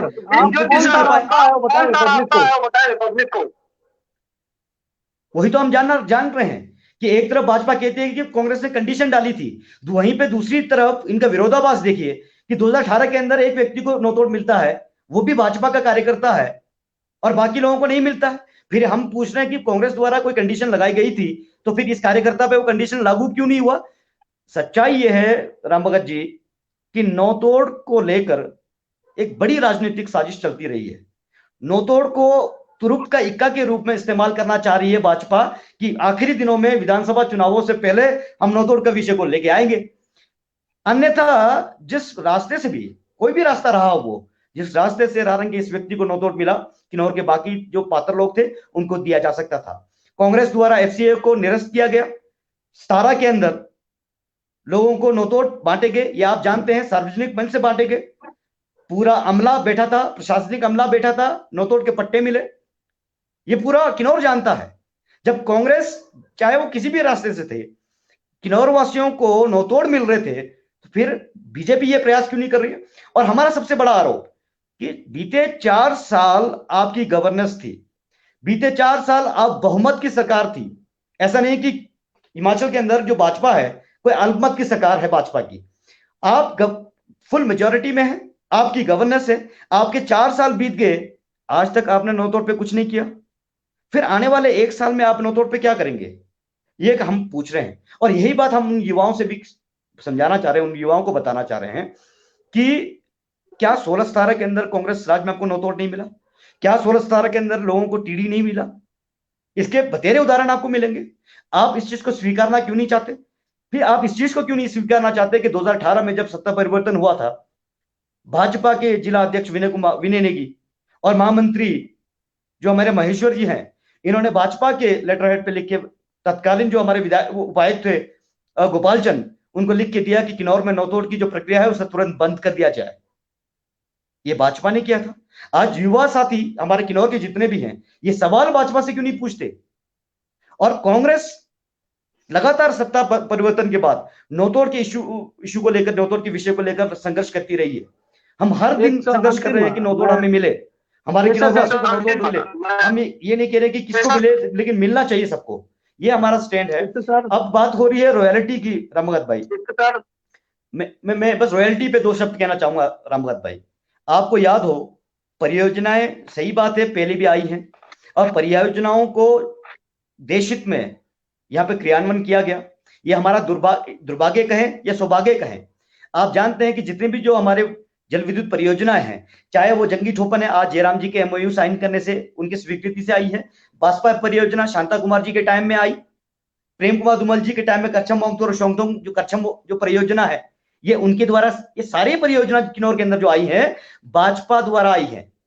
और इसके बाद इसे दुर्भाग्य कहिए, आप हमारा सौभाग्य समझे कि इसके बाद सत्ता परिवर्तन होता था और कांग्रेस जब सत्ता में आती थी इसका क्रियान्वयन होता था, क्योंकि सरकार एमओयू साइन कर चुकी होती थी, रॉयल्टी ले चुकी होती थी, जो अग्रिम पैसा जो ले चुकी होती थी, और आने वाले सरकारों को मजबूरी में इस परियोजनाओं को ढोना पड़ता था। ये कांग्रेस के साथ हुआ है। लेकिन आप जानते हैं, चाहे पांगी का विषय हो, चाहे वो आपका प्रगड़ामन का विषय हो, जब कांग्रेस की सरकार थी, विधायक श्री जगत सिंह नेगी जी यहां से विधायक थे, तो सबसे ज्यादा मुआवजा प्रभावितों को कांग्रेस के टाइम में मिला है। सर लाड़ा के अंदर सबसे ज्यादा पैसा 108 करोड़ का पैसा जो है कांग्रेस राज में मिला है। जी जी सर, मैं आप पर टिप्पणियां लाऊंगा, अभी आप पर भी आऊंगा। जब रानी प्रतिभा सिंह जी थे उस समय धारा 144 लागू करके डंडे भी खाए हम लोगों ने, ये चीज भी ध्यान रखना केसर सर जी। पहले मैं दीप ज्योति की बात जा रहा हूँ। दीप ज्योति सर, आपने आपके 4 साल कार्यकाल हो गए, 4 साल में देखिए नौतोड़ में कोई काम नहीं है एक आदमी के अलावा, 2018 में दिया है, ठीक है। जो वन अधिकार FRA पर कोई भी काम नहीं है। पैसा एक्ट जो पंचायतों को जो ट्रेनिंग देना चाहिए उस पर भी कोई काम नहीं है, और जल विद्युत परियोजनाओं पर तो दोनों पार्टी स्टैंड नहीं ले रही है। और तीसरा है गैर जनजातीय पर जो जमीन बेची गई, इस पर भी कोई काम नहीं हुआ, 4 साल हो गए, ठीक है सर। 1% रॉयल्टी 5वां साल हो रहा है, कोई काम नहीं हुआ सर।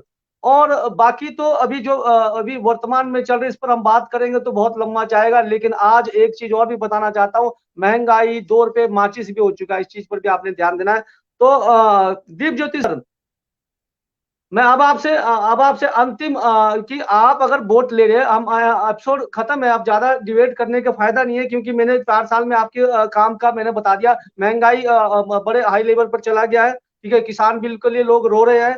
बेरोजगार, अभी JBT का जो सरप्लस कह रहे हैं, सरप्लस कहकर जो चलो टाल रहे हैं, हो सकता है सरप्लस होगा, इस पर हम टिप्पणियां भी नहीं करेंगे। कई लोगों को पता भी नहीं होगा, कई मैंने टीचरों से पता भी किया कि सरप्लस है, कहा उन्होंने, क्योंकि मैंने सर्वे किया था, उन्होंने कहा कि JBT का सरप्लस है कई जगह। चलिए इन चीजों पर छोड़ दीजिए। अब मैं ये चाहता हूँ कि आप सत्ता में हो, आपका काम कुछ नहीं हुआ इन चीजों पर मैं बता रहा हूँ, तो आप वोट किस लिए मांग रहे हैं हमारे किन्नौर की जनता से? आप बताएं क्या करेंगे आप 1 साल में? मैं आज करवा चौथ भी है, और मैं अब बस अंतिम अपना स्टेटमेंट जो मेन विषय था, इन विषयों पे तो हम पहले भी बात कर चुके हैं और आगे भी करेंगे। लेकिन आज का जो विषय था वो ये था कि मंडी लोकसभा उपचुनाव में हम किसे वोट दें और क्यों दें, इस पे थोड़ा सा मैं चर्चा करना चाहूंगा। और हाँ, एक जो महंगाई आपने बात करी है उस पे मैं जरूर चर्चा करना चाहूंगा। देखिए, ये भारत देश एक डेवलपिंग कंट्री है, और इतिहास में पहली बार देखा गया कि किसी देश को ही नहीं पूरे विश्व को एक ऐसे कोविड पैंडेमिक ने आघात किया कि जिससे पूरे देश के समाज की और आर्थिक व्यवस्था की, इकोनॉमी की हड्डियां चरमरा गई है। जहां पर लेबर, जहां पर ट्रांसपोर्टेशन, जहां पर वैक्सीन पे खर्चा, जहां पर लोगों के हॉस्पिटल पे खर्चा, देश की GDP इतनी बुरी तरीके से चरमरा गई कि हाँ, ये कहे महंगाई थोड़ी बढ़ गई है तो महंगाई जरूर बढ़ गई है। लेकिन ये बात भी हमें समझना होगा कि एक ऐसी महामारी ने इस देश को अटैक किया, खासकर इंडिया जैसे कंट्री को, जहां पर सब चीज अनऑर्गेनाइज तरीके से है। चाहे इसका दोष हम पिछली सरकारों को दे या किसी को भी दे, चीजें बहुत अनऑर्गेनाइज्ड है, पॉपुलेशन बहुत ज्यादा है, लोगों को फ्री वैक्सीन मुहैया कराना, लोगों को कोविड पैंडेमिक में हॉस्पिटल स्वास्थ्य सेवाएं कराना, तो इन सब की मार कहीं ना कहीं महंगाई पे जरूर पड़ी है। और ये बात मैं आपसे सहमत भी करता हूं। आपको 2 मिनट रोकूं सर, आपने बुरा नहीं मानना सर। 500 कुछ से ज्यादा हमारे सांसद है, उनके पेमेंट क्यों नहीं कटवाए जाते? उनके 1 साल का जो है पैंडेमिक था और इतने जूझ रहे थे, तो महंगाई को इतना उछालना जरूरी था कि वेतन कम कर सकते थे, उनके आना जाना बंद कर सकते थे। आपने देखा होगा किन्नौर में कितने सारे जनमंच हुए, कितने सारे खर्चे हुए। महंगाई के कारण तो हम आप ही है ना। अगर कहीं ना कहीं सरकार नियंत्रण करती किसी न किसी चीज पर, देखिए सर पहले बात सुनिए, मैं जनता का आदमी हूँ, मैं किसी कांग्रेस पार्टी का नहीं हूँ। ध्यान देना, महंगाई को कंट्रोल करने के लिए ना तो सांसदों का कोई वेतन काटा गया, सरकार के जो सरकारी कर्मचारी के थे उनके जो वेतन कुछ काटे गए, ठीक है सर, अब मानते हो बातों को? तो कहीं ना कहीं सरकार को भी स्टैंड लेना चाहिए था, सरकार को लेना चाहिए था। बहुत सारे सांसद है, बहुत सारे खर्चे हो रहे हैं, बहुत सारे इतने सारे टूर बनाने की जरूरत नहीं थी। ऑनलाइन सारी चीजें चल रही है, शिक्षा ऑनलाइन चल रही है, तो जनमंच हो सकता था, काफी चीजें ऑनलाइन हो सकती थी। ये चीजें सर कहीं ना कहीं जो है हम लोग को गुमराह किया जाता है वोट बैंक के दौरान। चलिए आप अपना वक्तव्य रखिए, महंगाई के ऊपर आपकी बातें थी, मैंने जनता की बात आपके समक्ष रखी। राम भगत जी, मैं एक आम भारतीय जनता पार्टी का कोई नुमाइंदा नहीं बनके एक बात आपकी सहमत करता हूं। हाँ, जहां लगता है सरकार को कि अननेसेसरी खर्चे हैं वहां किए जाने चाहिए थे और आने वाले समय में किए भी जाएंगे।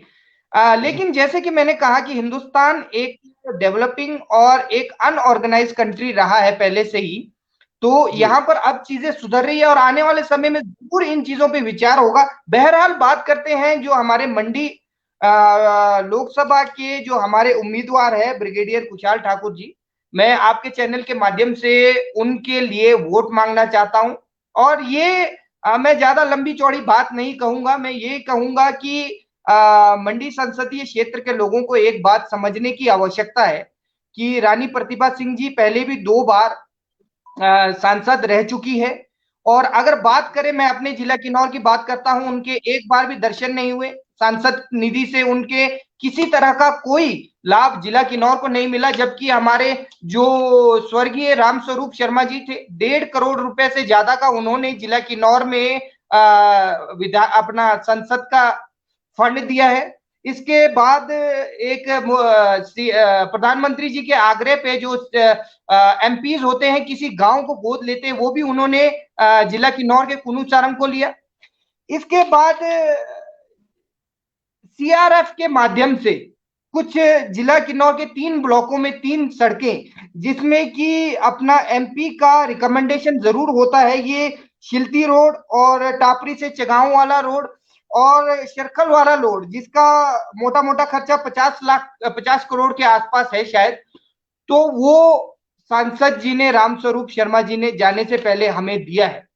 और मैं ये कहना चाहूंगा मंडी संसदीय क्षेत्र के लोगों को कि ब्रिगेडियर जी एक आम परिवार से आए हुए, वो कोई राज परिवार से आए हुए नेता नहीं है, वो तो एक सच्चे सिपाही थी, देश की सेवा कर रहे थे। और रही बात रानी प्रतिभा सिंह की, तो वो राजा वीरभद्र स्वर्गीय राजा जी की पत्नी है, हम उनकी बहुत इज्जत करते हैं। और कांग्रेस ने अपने स्वार्थ के लिए राजा साहब को भी आराम करने का मौका नहीं दिया जब तक उन्होंने अपनी अंतिम सांसें ना ली हो। रानी प्रतिभा सिंह जी की भी उम्र काफी हो गई है, हम चाहते हैं कि उन्होंने बहुत सेवा अपनी पार्टी की है, अब वो थोड़ा आराम करें। और हमारे पार्टी में ये नहीं चलता कि भाई एक जैसे एक परिवारवाद या वंशवाद को बढ़ावा दिया जाए, ये हमारी पार्टी में नहीं चलता। इसलिए एक आम परिवार से संबंध रखने वाले कारगिल वॉर हीरो को टिकट दिया गया है। और एक लाइन में मैं लास्ट में कहना चाहूंगा, केंद्र में हमारी सरकार है, प्रदेश में हमारी सरकार है, सांसद अगर भारतीय जनता पार्टी का चुन के जाएगा तो जो विकास की धारा केंद्र से राज्य से होते हुए सीधा मंडी संसदीय क्षेत्र के लोगों को मिलेगी। 2013 में जब ये उपचुनाव हुए थे, रानी प्रतिभा सिंह जी 2014 में जब दोबारा चुन के आए थे, में राजा हम 2013 में जो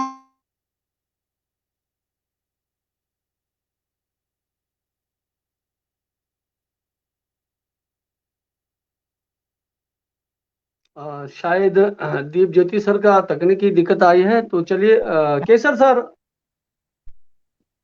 रानी जी का माइक एक बार चलिए रानी जी का जैसे भी बहुत सारी प्रतिक्रिया है कि रानी जी ने 10 सालों कभी जो है किन्नौर का दर्शन नहीं कराया। दूसरी बात, रानी जी जब करछम अंक में थे, उनके शासनकाल में धारा 140 भी लगा है। और रानी जी के शासनकाल में बहुत सारी प्रतिक्रिया आ रही थी, मैं पढ़ रहा हूँ कि रानी जी के शासनकाल में जो है किसी भी प्रकार का आवंटन जो है किन्नौर के लिए नहीं आया, कोई अलग से जो बजट नहीं आया। रामस्वरूप के टाइम का इन्होंने गिनवाया कि 1.5 करोड़ आया है और काफी चीजें बताया। तो इसलिए आप कांग्रेस की ओर से हमारे किन्नौर से वोट मांग रहे, तो क्या देखकर आप जो है सांसद के प्रतिक्रिया को लेकर चले और एमएलए की प्रतिक्रिया को लेकर ना चले कि सांसद के टाइम पर क्या क्या काम हुआ है, उन्हीं चीजों को देखते हुए आप जो वोट मांगे। भाई राम भगत जी, मैंने जैसे पहले कहा, अभी हमारे साथी कह रहे थे कि सांसद रहते हुए रानी जी यहाँ कभी नहीं आई, उन्होंने कुछ नहीं किया। मैं किन्नौर की जनता को आपके इस मंच के माध्यम से और हमारे भाजपा के साथी को भी कहना चाहूंगा, ये बीते दिनों भाजपा किन्नौर द्वारा किन्नौर की जनता को इन मंडी लोकसभा उपचुनाव में इनके उम्मीदवार को वोट देने के लिए एक अपील जारी की गई थी।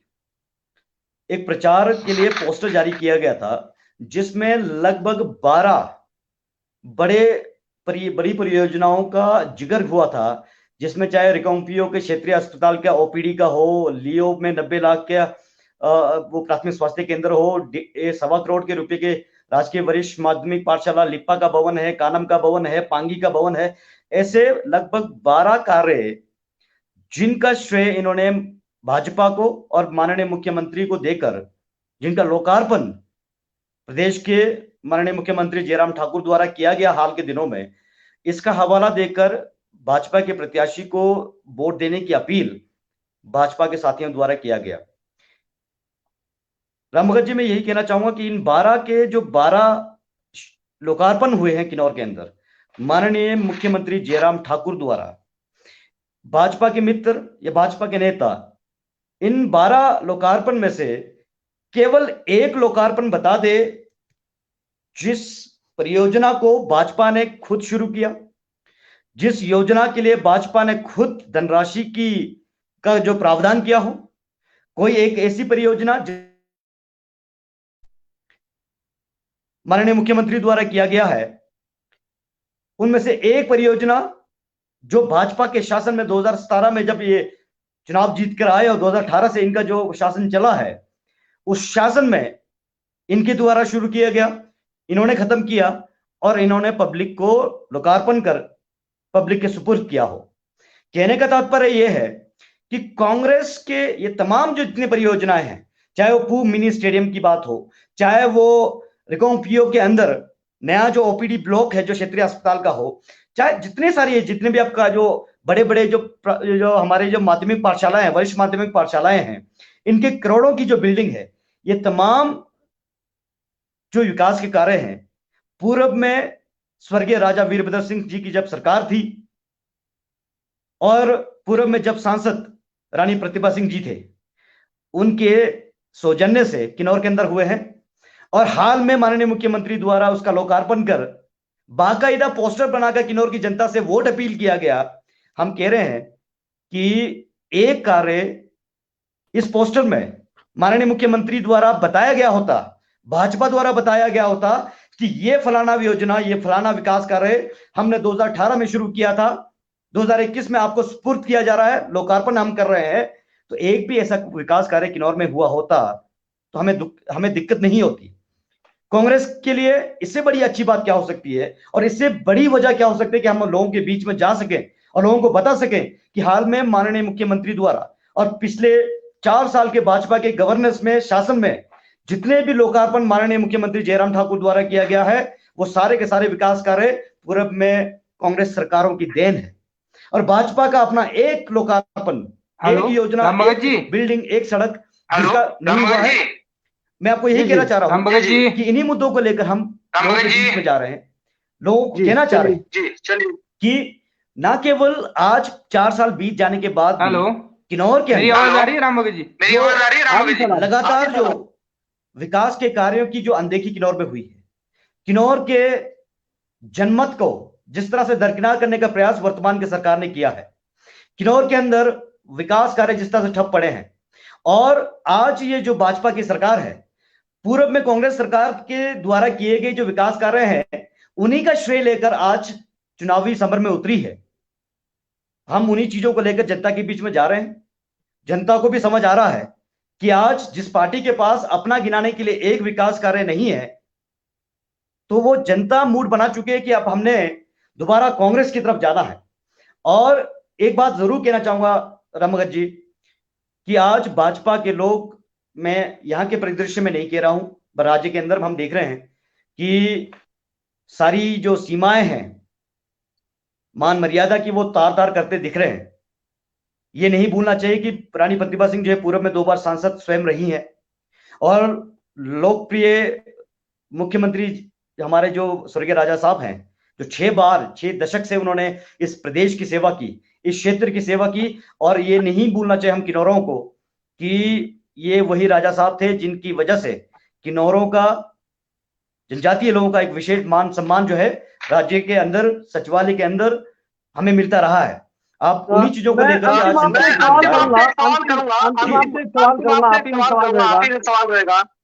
माइक को ऑफ करें। मोदी जी, सांसद का चुनाव है। मैं ये नहीं कह रहा कि कांग्रेस जीते नहीं, ये भी मेरी वो नहीं है। हम चाहते कि दोनों पार्टी जीते और दोनों का अच्छे बहुमत मिले। लेकिन जीत हार तो एक की होती है। लेकिन सवाल मेरा है, सेंटर में जो है सरकार जो है बीजेपी की है, और हिमाचल में सरकार बीजेपी की है। ऐसे में कांग्रेस सरकार आती है, जैसे आदरणीय जगत सिंह जी रह गए, कहते हैं कि हमारे हाथ में कुछ नहीं है। रानी प्रतिभा जी जीत जाती तो वो भी कहेंगे कि हमारे हाथ में कुछ नहीं है। तो आप इस पर टिप्पणी करेंगे? रामभगत जी, ये बहुत ही दुर्भाग्य का विषय है कि लोगों ने ये कहना शुरू कर दिया कि जगत सिंह नेगी ने कहा कि हमारे हाथ में कुछ नहीं है। सबसे पहली बात तो यह है कि माननीय विधायक जगत सिंह नेगी जी एक सशक्त जनप्रतिनिधि हैं, और किसी भी मंच पे और कहीं पे भी हमने ये नहीं कहा कि हमारे हाथ में कुछ नहीं है। क्यों नहीं है? माननीय विधायक के पास विधायक निधि है, माननीय विधायक जी के पास एक संवैधानिक ताकत है, संवैधानिक पद है, जिसके बूते वो विधानसभा के अंदर क्षेत्र की बात कर सकते हैं, क्षेत्र के मुद्दों को उठा सकते हैं, और वो संवैधानिक अधिकार जो है भारतीय जनता पार्टी के किसी नेता के पास इस वक्त नहीं है। लेकिन हमने क्या कहा कि सरकार ने जिस तरह हमारे जनमत को तिरस्कार करने का प्रयास किया, हमारे जनप्रतिनिधि को जिसे हम सब ने बहुमत देकर के अपना मैंडेट देकर विधानसभा के अंदर हमारी बातों को रखने के लिए भेजा है, उसको सरकार ने राजनीतिक द्वेष के चलते उसकी शक्तियों को कमजोर करने का प्रयास किया, उसके संवैधानिक अधिकारों को कमजोर करने का प्रयास किया। और ये हमारा दुर्भाग्य है। वोट मांगने का था, आपने वोट मांग लिया क्योंकि मैं आपको वही कह रहा हूँ रामभगत जी, एक सेकंड के लिए मैं कहना चाहूंगा। आपने पूछा कि क्या करेंगे संसद में जाकर के। मैं स्पष्ट रूप से कहना चाहूंगा कि आज पूरे हिमाचल सदन के अंदर जनजातीय लोगों की यदि हितों की रक्षा के लिए कोई बुलंद आवाज उठती है तो विधायक जगत सिंह नेगी जी हैं। वो किन्नौर के लिए नहीं, बाकी तमाम जनजातीय क्षेत्र के लिए। ये सही बात है, सरकार भाजपा की है। ये भी जायज है कि बहुत सारी बातों को अनसुना किया जाएगा, उनकी बातों को नहीं माना जाएगा। लेकिन आज जो माहौल है संसद के अंदर, हमारी आवाज को कोई उठाया तक नहीं जा रहा, हमारे मुद्दों के बारे में चर्चा ही नहीं हो रही है। हम ये जो गूंगी बेरी सरकार है, इसको संसद के अंदर हमारे मुद्दों से सरोकार इसका हो, हमारे मुद्दों पे इसका संज्ञान हो, और हमारे मुद्दों को मुखरता के साथ पार्लियामेंट के अंदर कोई उठाए, ऐसा उम्मीदवार भी तो हमें चाहिए। हमें ऐसा ही एमपी नहीं चाहिए जो सत्ता के साथ हाँ में हाँ मिलाता रहे। हमें ऐसा एमपी भी तो चाहिए जो हमारे जमीनी हकीकत को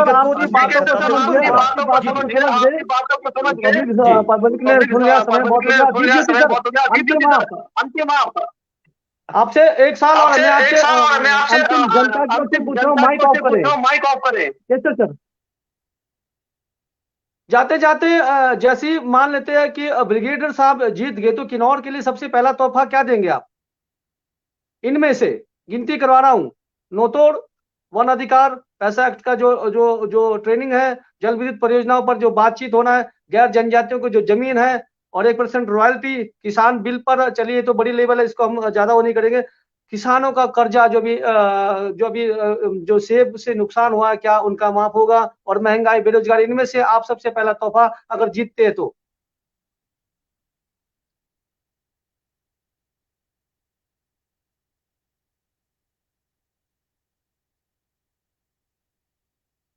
हेलो जी सर, आवाज आई सर आपको? राम भगत जी। जी राम भगत जी, चलिए। जी जी जी जी बोलिए।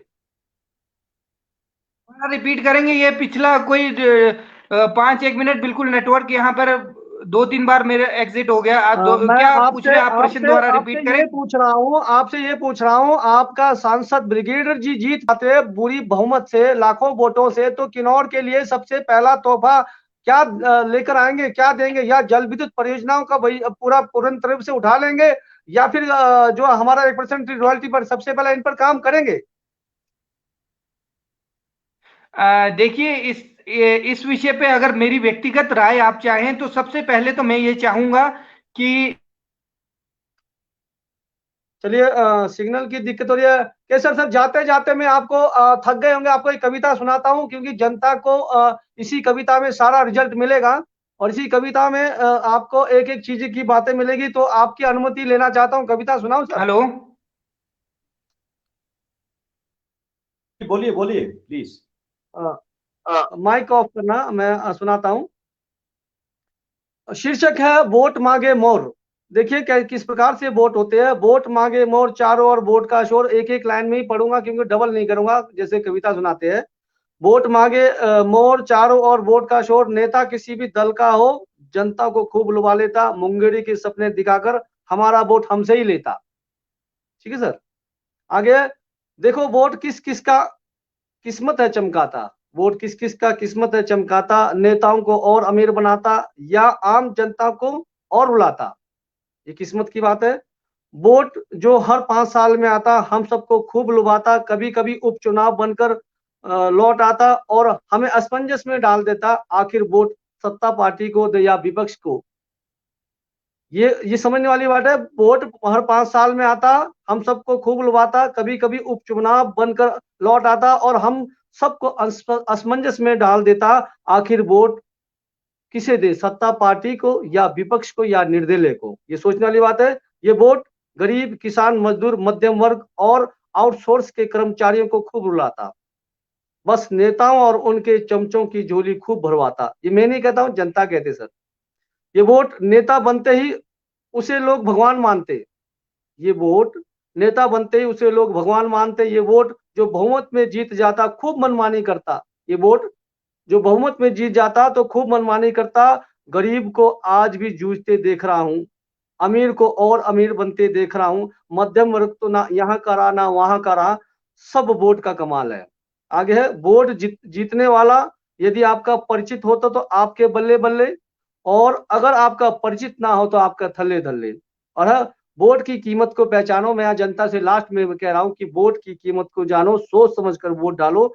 वोट उसे दो, अब वोट उसे दो जो जनता के बीच जाता हो और जो जनता की बात सुनता हो और जो जनता की बातों पर ही अमल करता हो। वोट उसे दो जो महंगाई बेरोजगारी पर लगाम दे, और वोट उसे दो जो हर वक्त का ख्याल रखता हो। हाँ, वोट जरूर दो। मैं अपील यही करता हूं कि वोट जरूर दें। बहिष्कार करना हमारे लिए सही नहीं रहेगा, ना नोटा दबाना हमारे लिए सही रहेगा। तो ये आप लोगों के लिए छोटी सी रचना। तो जाते जाते दीप ज्योति जी कुछ कह रहे थे। दीप ज्योति सर 2 राम मिनट में भगत जी, यहाँ आप पर अपनी नेटवर्क, बात रखें जी।